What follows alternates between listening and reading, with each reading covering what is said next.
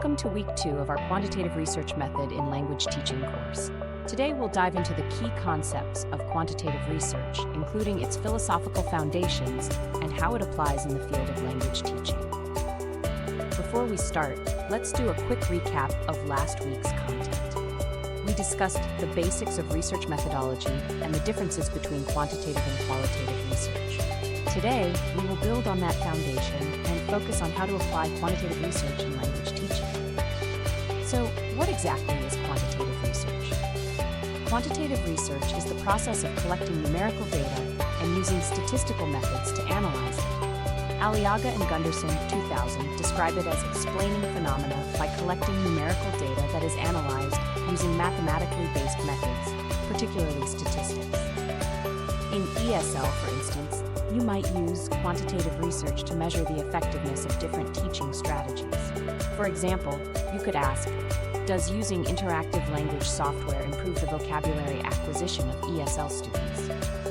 By collecting test scores before and after the intervention, you can use statistical analysis to determine if there is a significant improvement.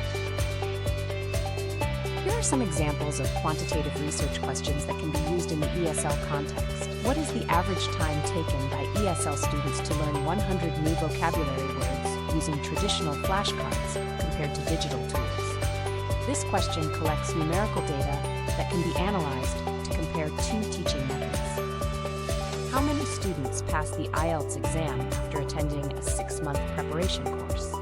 Here, you're looking at the number of students who achieve a specific goal, which can be used to assess the effectiveness of the program. What percentage of ESL learners in a school reach an intermediate level of proficiency after 1 year of instruction? By measuring students' proficiency levels and calculating percentages, you can draw conclusions about the overall success of the language program. In all these examples, numerical data is collected and analyzed statistically, making them suitable for quantitative research. Now, let's move on to the philosophical worldviews that guide research approaches. These worldviews influence the way we conduct research, the types of questions we ask, and the methods we use. First, the post-positivist worldview is closely associated with quantitative research. This worldview focuses on testing theories and establishing cause and effect relationships. For instance, in ESL research, a post-positivist might want to test whether a new teaching method leads to better student outcomes. You might hypothesize that students who receive task-based learning instruction will perform better in speaking tests than those who receive traditional grammar-based instruction. Then, by using pre- and post-test scores, you can test this hypothesis. The key here is that post-positivists seek objective, measurable evidence and rely on statistical analysis to draw conclusions. In contrast, the constructivist worldview is more aligned with qualitative research. Constructivists believe that individuals construct their own understanding of the world, and thus research should focus on participants' perspectives. For example, in an ESL classroom, a constructivist might explore how students perceive their language learning experiences. You could ask broad questions like, how do ESL students describe their motivation to learn English in a multicultural classroom? The goal is to gather rich, detailed insights from students' narratives rather than numerical data. Lastly, let's talk about pragmatism, which is the basis for mixed methods research. Pragmatists focus on the research problem and use whatever methods are most effective to understand that problem, combining both quantitative and qualitative data. For example, in an ESL study, you might want to investigate the effectiveness of a blended learning approach, online plus in-person.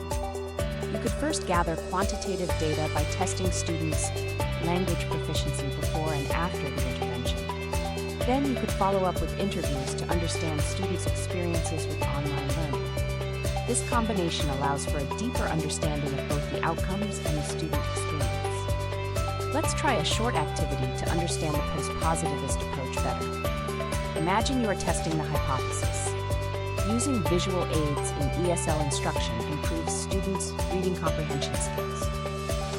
Step 1. You collect numerical data by conducting reading comprehension tests before and after the use of visual aids. Step 2. You analyze the data using statistical methods, such as a paired t-test, to see if the scores improve significantly after the intervention. Step 3. Based on the results, you either accept or reject your hypothesis.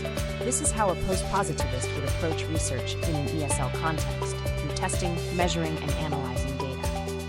In conclusion, understanding the different research worldviews is crucial for conducting effective research. Whether you follow a post-positivist, constructivist, or pragmatic approach, the key is to align your methods with your research goals.